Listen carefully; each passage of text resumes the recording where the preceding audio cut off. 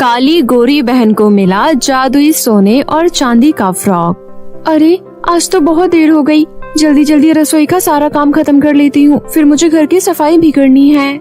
सुहानी इतना कह ही रही होती है कि तभी उसकी सौतेली माँ सुषमा वहाँ पर आ जाती है और वो उससे कहती है, क्यों रही करमजली, मैंने तुझसे चाय बनाने के लिए कहा था ना, लेकिन तुझसे अभी तक रसोई का काम भी खत्म नहीं हुआ। माँ वो मैं बस चाय बनाने ही जा रही थी, बस ये गंदे बर्तन धोने में थोड़ा सा टाइम लग गया। सुहानी के इतना कहते ही सुषमा सुहानी के बाल पकड़कर खींचते हुए कहती है, मेरे सामने ये बहाने बनाना बंद कर, वरना तुझे इस घर से बाहर निकालने में मुझे 2 सेकंड नहीं लगेगा, समझी? माँ प्लीज मेरे बाल छोड़ दीजिए, मुझे बहुत दर्द हो रहा है, मैं अभी आपके लिए चाय बना देती हूँ। तभी वहाँ पर सुषमा की बेटी नंदिनी आती है और वो भी अपनी माँ को भड़काते हुए कहती है, आपने बिल्कुल सही किया माँ, इसके साथ ऐसा ही होना चाहिए। आपको पता है मैंने इसे अपनी ड्रेस प्रेस करने के लिए कहा था, लेकिन इसने अभी तक मेरा काम नहीं किया। नंदिनी मैंने तुम्हारी ड्रेस इसलिए प्रेस नहीं की क्योंकि प्रेस कई दिनों से खराब पड़ी है और मैंने माँ से प्रेस चेक करवाने के लिए कहा भी था। देखा माँ, अभी कैसे अपनी सारी गलती का इल्जाम आप पर लगा रही है। अरे पता नहीं ये मनहूस कहाँ से मेरी जिंदगी में आ गई, इस काली कलोटी को तो मैं कब का इस घर से धक्के मारकर बाहर निकाल देती, बस तेरे पिताजी की वजह से चुप बैठी हूँ। इतना कहकर सुषमा जैसी ही सुहानी पर हाथ उठाने जाती है, वैसी ही वहाँ पर सुहानी के पिता महेंद्र आ जाते हैं और वो सुषमा से कहते हैं, अरे बस करो सुषमा, तुम्हें जरा सी भी शर्म नहीं आती है। अरे मैंने अपनी बेटी के चलते ही तुमसे शादी की थी ताकि तुम उसे एक माँ का प्यार दे सको, लेकिन तुमने तो इस घर में आते ही मेरी बेटी पर अत्याचार करना शुरू कर दिया है। उससे दिन भर घर का सारा काम भी करवाती हो, फिर भी तुम्हें उस पर जरा सा भी तरस नहीं आता है। अरे इसके जैसे काली कलोटी लड़की को अपनी बेटी कहने से अच्छा तो मैं किसी कुत्ते को अपने घर पर पालना पसंद करूंगी, क्योंकि आपको क्या पता कि इस काली कलोटी के चक्कर में गली मोहल्ले के लोग मेरा कितना मजाक उड़ाते हैं, और न ही मैं अपने किसी दोस्त को अपने घर बुला सकती हूँ। अरे मेरी बेटी काली है तो इसमें उसकी क्या गलती है, और वैसे भी इंसान का मन सुंदर होना चाहिए, ये ऊपरी सुंदरता तो बस कुछ दिनों की चमक चमक होती है, लेकिन तुम्हें ये सब समझ नहीं आएगा क्योंकि तुमने कभी मेरी बेटी को माँ का प्यार देने की कोशिश ही नहीं की।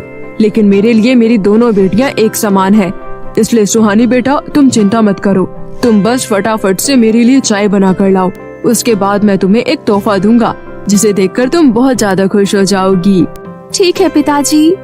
अरे पिताजी ये क्या बात हुई, आप मेरे लिए कोई तोहफा नहीं लाए हैं? अरे नहीं बेटा, मैं तुम दोनों के लिए ही तोहफे लेकर आया हूँ। और इस तरह सुहानी फटाफट से सबके लिए चाय बनाकर हॉल में ले आती है, जहाँ सब लोग आराम से सोफे पर बैठे होते हैं। तभी महेंद्र अपनी दोनों बेटियों को तोहफे में बहुत ही सुंदर ड्रेस देता है, जिसे देखकर दोनों बहनें ही बहुत ज्यादा खुश हो जाती है। थैंक यू सो मच पिताजी, ये ड्रेस तो बहुत ही ज्यादा सुंदर है और इसका ये कलर मेरे ऊपर बहुत अच्छा लगेगा क्योंकि मैं बहुत ज्यादा गोरी हूँ। लेकिन सुहानी की ये लाल कलर की ड्रेस तो बहुत अजीब लग रही है और इसके इस काले चेहरे पर तो ये बिल्कुल भी ड्रेस अच्छी नहीं लगेगी। आपको तो इसके लिए व्हाइट कलर की ड्रेस लानी चाहिए थी। नंदिनी की ये बात सुनकर सुहानी उदास हो जाती है।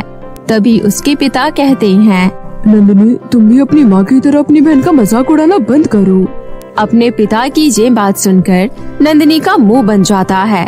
तभी जब अगले दिन दोनों बहनें कॉलेज जाती है तो कॉलेज में नकुल नाम का एक बहुत ही अमीर और हैंडसम लड़का पढ़ा करता था और वो सुहानी को बहुत पसंद किया करता था, क्योंकि सुहानी भले ही दिखने में काली हो लेकिन वो मन की बहुत ही अच्छी और साफ दिल की लड़की थी, जिस वजह से नकुल उसे बहुत पसंद किया करता था।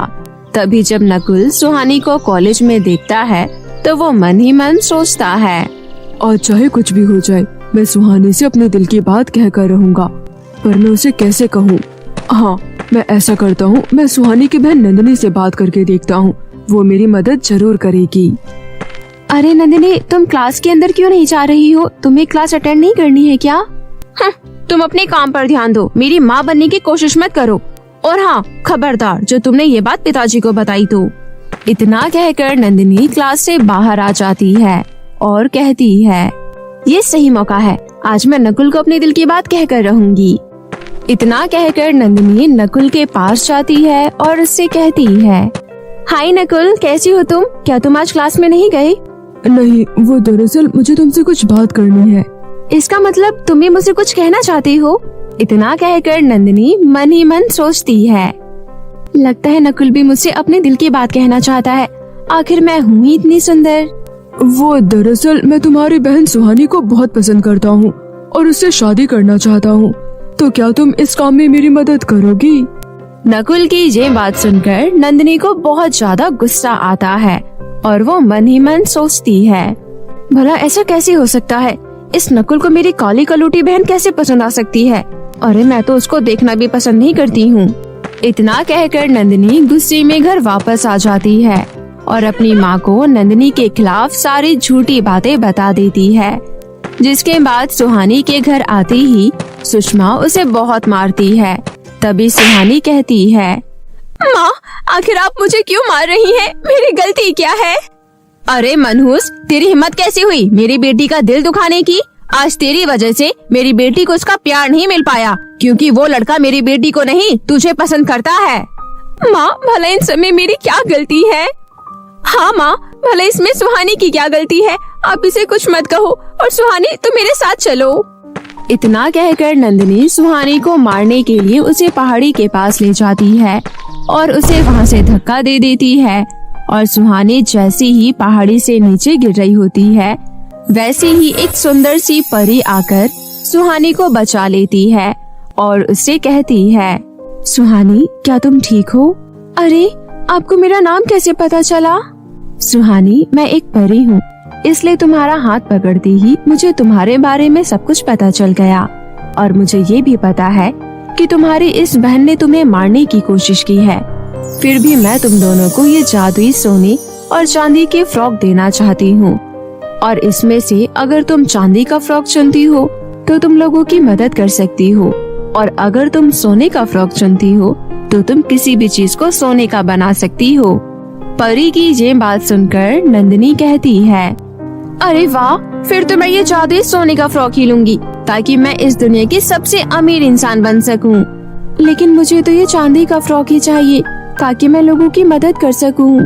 इतना कहकर दोनों ही बहनें अपनी अपनी जादुई फ्रॉक पहन लेती है और वो जादुई फ्रॉक पहनती ही सुहानी बहुत ही ज्यादा सुंदर और गोरी हो जाती है और वो गरीब और लाचार लोगों की मदद करने लगती है। वहीं नंदिनी घर जाती ही जादुई सोने के फ्रॉक से कहती है, हे मेरे जादुई सोने के फ्रॉक, मेरी आंखों के सामने जितनी भी चीजें तुम उन सभी चीजों को सोने का बना दो। नंदिनी इतना कह ही रही होती है कि तभी वहाँ पर उसकी माँ भी आ जाती है और वो भी सभी चीजों के साथ सोने की बन जाती है, जिसे देखकर नंदिनी फूट फूट कर रोने लगती है और कहती है, अरे माँ, ये आपको क्या हो गया है? आप सोने की मूर्ति कैसे बन गई? अब मैं क्या करूँ? मुझे तो कुछ समझ में नहीं आ रहा। इतना कहकर नंदिनी फूट फूट कर रोने लगती है और उसे अपनी गलती का एहसास हो जाता है। तभी वहाँ पर सुहानी आती है और नंदिनी उसे सारी बातें बता देती है, जिसके बाद सुहानी अपने जादुई चांदी के फ्रॉक की मदद से अपनी माँ को फिर से पहले की तरह बना देती है। जिसके बाद सुषमा को भी अपनी गलती का एहसास हो जाता है और वो भी सुहानी से हाथ जोड़कर माफी मांगती है और खुशी खुशी सुहानी की शादी नकुल से करवा देती है। जिसके बाद दोनों ही बहनें अब हंसी खुशी अपना जीवन जीने लगती हैं। बादलों में जादुई 2 साड़ी का घर। बहुत समय पहले की बात है, रामपुर नामक गांव में हेलेनी जादूगरनी अपनी 2 बेटियों के साथ रहा करती थी। बड़ी बेटी का नाम चंचल था तो छोटी बेटी का नाम मोहिनी था। हेलेनी बहुत ही नेक दिल जादूगरनी थी। वो अपने जादू का इस्तेमाल हमेशा दूसरों की भलाई के लिए किया करती थी। हेलेनी हमेशा मुसीबत में आए लोगों की सहायता करती थी, जिस वजह से हेलेनी जादूगरनी का बहुत ही नाम था। हर कोई उसकी खूब तारीफ और इज्जत किया करते थे। हेलेनी के होते उस गांव के लोग बहुत ही ज्यादा खुश रहा करते थे। ऐसे ही समय का पहिया धीरे धीरे घूम रहा था। एक बार हेलेनी जादूगरनी बहुत ही ज्यादा बीमार हो जाती है। तभी वो अपने दोनों बेटियों को अपने पास बुलाती है और उनसे कहती है, चंचल, और मोहिनी, मेरी प्यारी बेटियों, मैंने बहुत कोशिश की थी तुम लोगों को भी अपना जादू सिखा दूं, लेकिन मैं इस काम में नाकामयाब रही। मैं तुम दोनों को अपना जादू नहीं सिखा पाई और अब मुझे लगता है मेरे जाने का समय निकट आ गया है।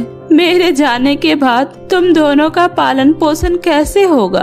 कौन तुम्हारा ख्याल रखेगा?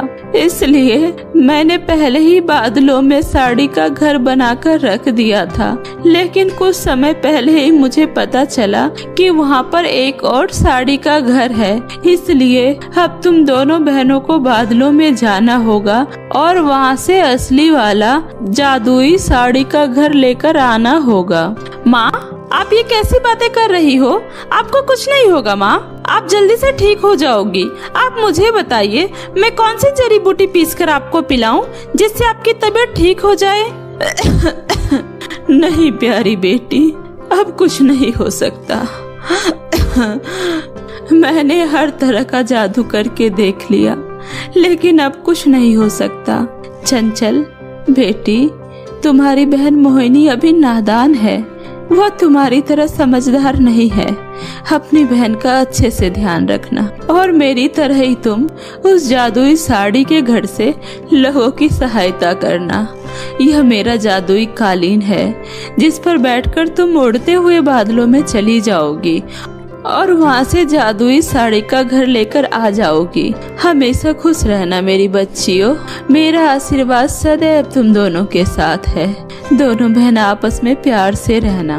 इतना कहकर हेलेनी जादूगरनी ने हमेशा के लिए अपनी आंखें बंद कर ली। यह देखकर दोनों बहन फूट फूट कर रोने लगी। माँ, उठिए ना माँ, माँ आप हमें ऐसे अकेला छोड़कर नहीं जा सकती।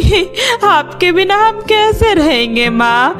हमें छोड़कर मत जाइए माँ, आखिर आपके सिवा हमारा इस दुनिया में है ही कौन? उठो माँ, हम दोनों बहनों की आपकी बहुत जरूरत है माँ। कोई भी बच्चा अपने माँ के बिना कैसे रह सकता है?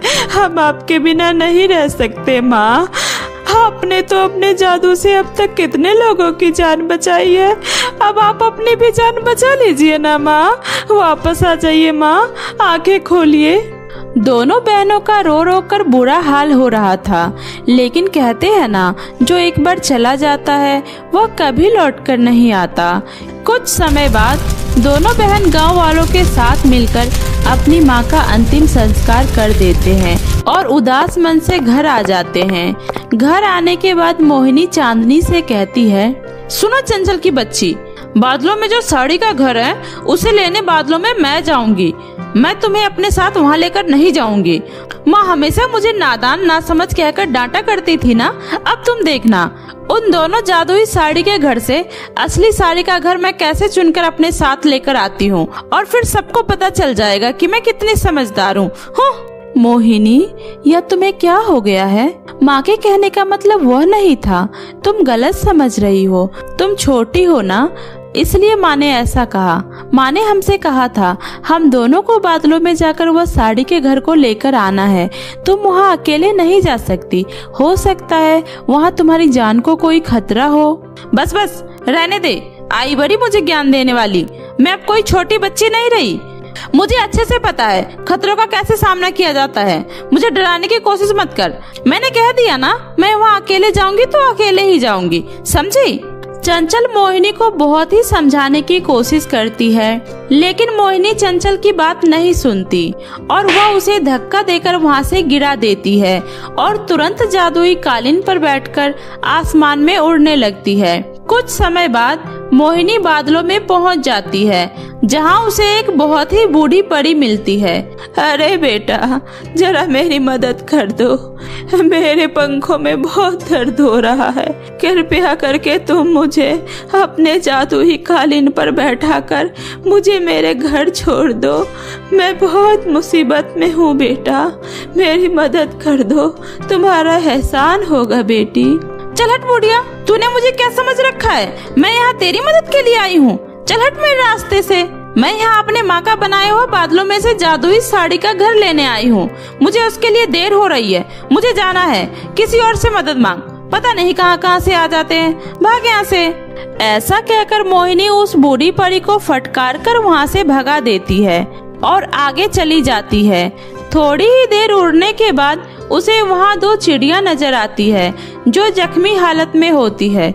सुनो लड़की, हम यहाँ कब से किसी के आने का इंतजार कर रहे थे, लेकिन यहाँ कोई नहीं आया। कृपया हमारी मदद करो, हमें हमारे घर तक छोड़कर आ जाओ, हम उड़ नहीं पा रहे। तुम्हारी बहुत मेहरबानी होगी। हमारे बच्चे कब से भूखे प्यासे हमारा राह देख रहे हैं। तुम्हारे बच्चे कैसे भी राह देख रहे हैं, मुझे उससे क्या? मैंने क्या तुम सबका मदद करने का ठेका ले रखा है? हटो यहाँ से और जाने दो मुझे। सुनो लड़की, हमारी मदद कर दो, बदले में मैं तुम्हें अपने सारे खजाने दे दूंगी। हमें धन का कोई लालच नहीं है, हमें हमारे बच्चों से ज्यादा धन दौलत जरूरी नहीं है, इसलिए हमारी मदद करो। मैं तुम्हें बहुत सारे खजाने दूंगी। अब तो तुम मेरी मदद करोगी ना? खजाना? हाँ हाँ हाँ, क्यों नहीं मदद करूंगी। अगर तुम मुझे इतने सारे दौलत दोगी तो उससे तो मुझे जिंदगी में कभी भी किसी चीज की कोई कमी ही नहीं होगी। आओ आओ, जल्दी से बैठ जाओ मेरी जादुई कालीन पर। मोहिनी धन के लालच में आकर उन दोनों जख्मी चिड़िया को अपनी जादुई कालीन पर बिठा लेती है। जैसे ही दोनों चिड़िया जादुई कालीन पर आती है, तभी वह दोनों बहुत ही खतरनाक चुड़ैल के रूप में बदल जाती है। हा हा हा हा हा हा। बेवकूफ लड़की, पहले तो तुम हमारी मदद नहीं कर रही थी, लेकिन जैसे ही हमने तुम्हें धन का लालच दिया, तुम तो तुरंत हमारे लालच में आ गई। हा हा हा हा हा। बहुत दिन हो गए, बादलों में कोई इंसान नहीं आया। अब हम दोनों तुम्हारा खून पिएंगे। बहुत दिनों से प्यासे थे। हम इस जादुई कालीन पर तब तक नहीं बैठ सकते थे जब तक तू मुझे खुद से बैठने को नहीं बोलती, इसलिए हमने तुम्हें धन दौलत का लालच दिया। हा हा हा हा। तुझे खाने में बहुत ही मजा आएगा। हा हा हा हा। ना ना ना नहीं, चुड़ैल जी मुझे छोड़ दो, मेरी कोई गलती नहीं है। कृपया मुझे माफ कर दो, मुझे मत मारो। मैं तो बस यहाँ अपनी माँ का बनाया हुआ जादुई साड़ी का घर लेने आई हूँ। मुझे माफ कर दो, मुझसे बहुत बड़ी गलती हो गई। मुझे छोड़ दो प्लीज, मुझे जाने दो। हा हा हा हा हा। ऐसे कैसे तुझे छोड़ दे? इतनी मुश्किल से तो हाथ आई हो। वैसे हमने भी तुम्हारी माँ की तरह ही बादलों में जादुई साड़ी का घर बना रखा है। मैं तुम्हें वहीं लेकर जा रही हूँ, वहीं रखकर तुम्हारा थोड़ा थोड़ा करके खून पीऊंगी। बहुत मजा आएगा। हा हा हा हा। ऐसा कहकर वो दोनों चुड़ैल मोहिनी को दूसरे जादुई साड़ी के घर में ले जाते हैं और वहाँ जाकर उसका थोड़ा थोड़ा कर खून पीते हैं, जिससे मोहिनी वहीं बेहोश होकर गिर जाती है। वहीं दूसरी तरफ चंचल अपनी बहन मोहिनी को लेकर बहुत ही ज्यादा परेशान थी, क्योंकि मोहिनी को बादल में गए कई दिन हो गए थे और वह अभी तक लौटकर नहीं आई थी। मेरी बहन को तो अब तक बादलों में से जादुई साड़ी का घर लेकर आ जाना चाहिए था। इतने दिन हो गए, वह अभी तक नहीं आई। कहीं वह कोई मुसीबत में तो नहीं है। लेकिन मैं तो बादलों में जा भी नहीं सकती हूँ, क्योंकि जादुई कालीन तो मोहिनी के पास है। अब मैं वहाँ कैसे जाऊँ? मुझे मोहिनी की बहुत ही ज्यादा चिंता हो रही है। अब मैं क्या करूं? मैं वहाँ कैसे जाऊं? अगर मोहिनी को कुछ हो गया तो मैं माँ को क्या जवाब दूंगी? मैं कैसी बहन हूँ? मेरी बहन मुसीबत में है और मैं कुछ भी नहीं कर पा रही हूँ। ऐसा सोचकर चंचल बहुत ही रो रही थी। तभी चंचल के सामने एक और जादुई कालीन आ जाता है। चंचल जल्दी से उस जादुई कालीन पर बैठकर आसमान में चली जाती है। तभी बादलों में चंचल को एक लाचार परी मिलती है। बेटा, क्या तुम मुझे अपने इस जादुई कालीन पर बिठाकर मेरे घर छोड़ सकती हो? मैं बहुत लाचार हूँ और खुद से वहाँ नहीं जा सकती। हाँ हाँ, क्यों नहीं, आइए मेरे कालीन पर बैठ जाइए, मैं आपको आपके घर छोड़ दूंगी। ऐसा कहकर चंचल उस बूढ़ी परी को अपने जादुई कालीन पर बिठा लेती है और उन्हें उनके घर तक छोड़ देती है। बेटा, तुम्हारा बहुत बहुत धन्यवाद। तुम बहुत ही ज्यादा अच्छी और नेक दिल हो। तुम्हारा दिल बहुत ही निर्मल है, वरना आज के समय में कोई किसी की मदद नहीं करता। लेकिन बेटी, तुम बादलों में क्यों घूम रही हो? क्या तुम यहाँ कुछ ढूंढ रही हो? हाँ परी जी, मुझे यहाँ पूरे 1 दिन हो गया बादलों में घूमते घूमते, लेकिन मुझे जादुई साड़ी के 2 घर कहीं नजर नहीं आ रहे। उस घर में से एक घर मेरी माँ के द्वारा बनाया हुआ है और दूसरा घर नकली है। मैं उसी की तलाश में यहाँ आई हूँ। कुछ दिन पहले मेरी बहन भी उसी घर की तलाश में यहाँ आई थी, लेकिन अब तक उसका भी कोई अता पता नहीं है। बस इसी वजह से मैं परेशान हूँ। पता नहीं वह जादुई साड़ी का घर कहाँ है। बेटी, तुमने मेरी बहुत मदद की है, इसलिए मैं तुम्हें वहाँ जाने का रास्ता बताती हूँ। यहाँ से दाएं जाना और फिर बाएं और फिर वहाँ से सीधी चलती जाना। तुम्हें तुम्हारी मंजिल नजर आ जाएगी। उस बूढ़ी परी के बताए हुए रास्ते से चांदनी उस जादुई 2 साड़ी के घर तक पहुँच जाती है। तभी उसे पहले साड़ी घर में से आवाज आती है, चंचल, आओ आओ, मेरे जादुई साड़ी घर के अंदर आओ। मेरे घर के अंदर तुम्हें खूब सारे हीरे, जवाहरात, धन दौलत मिलेंगे। मेरे घर के अंदर आओ और मुझे अपने साथ ले चलो। चंचल, मेरे घर के अंदर आओ। यहाँ पर बहुत सारे बच्चे बीमार हैं जिन्हें मदद की सख्त जरूरत है। अगर तुमने उसकी मदद नहीं की तो वो मर जाएंगे।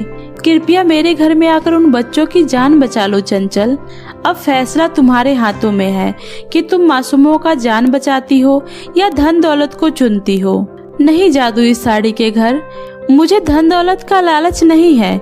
मैं उन बीमार बच्चों को ठीक करना चाहती हूँ। धन दौलत का क्या है, एक दिन तो उसे खत्म हो ही जाना है, लेकिन उन बच्चों की दुआएं हमेशा मेरे साथ रहेगी। मैं उन सभी बीमार बच्चों को ठीक करना चाहती हूँ जादुई साड़ी के घर।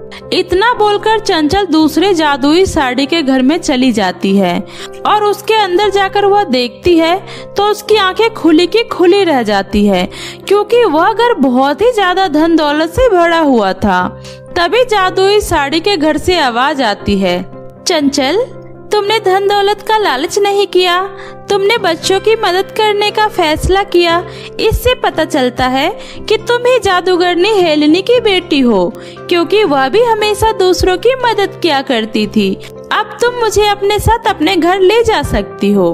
हे जादुई साड़ी के घर, मेरी बहन भी यहाँ पर आपको लेने आई थी, लेकिन मैं जानती हूँ वह थोड़ी लालची है। कहीं वह लालच में आकर किसी मुसीबत में ना फंस गई हो। मुझे अपनी बहन को यहाँ से लेकर जाना है। कृपया आप मेरी मदद कीजिए। अच्छा, इसका मतलब जादुई फ्रॉक के पहले घर में जो लड़की बेहोश पड़ी है वो तुम्हारी बहन है। तुम्हें परेशान होने की जरूरत नहीं है चंचल। तुम्हारी माँ ने इस जादुई साड़ी के घर को बहुत ही ज्यादा शक्तिशाली बनाया है और अब तुम्हारे अंदर भी बहुत सारी अद्भुत शक्तियाँ आ चुकी है। जाओ और अपनी बहन को वहाँ से बचाकर ले आओ। इतना सुनते ही चंचल पहले वाले जादुई साड़ी के घर में जाती है। तभी उसका सामना उन दोनों चुड़ैल से होता है और फिर चंचल अपनी शक्तियों से उन दोनों चुड़ैल को जलाकर भस्म कर देती है और अपनी बहन को होश में लेकर आती है। दीदी, मुझे माफ कर दो। माँ ने बिल्कुल सही कहा था। मैं अभी ना समझ हूँ और तो और मेरे मन में लालच भी आ गया था, जिस वजह से मेरी आज ये हालत हो गई। मुझे अपनी गलती का एहसास हो गया है दीदी। मैं कसम खाती हूँ कि मैं आज के बाद कभी लालच नहीं करूँगी और दूसरों की मदद भी करूँगी। दीदी प्लीज मुझे माफ कर दो दीदी।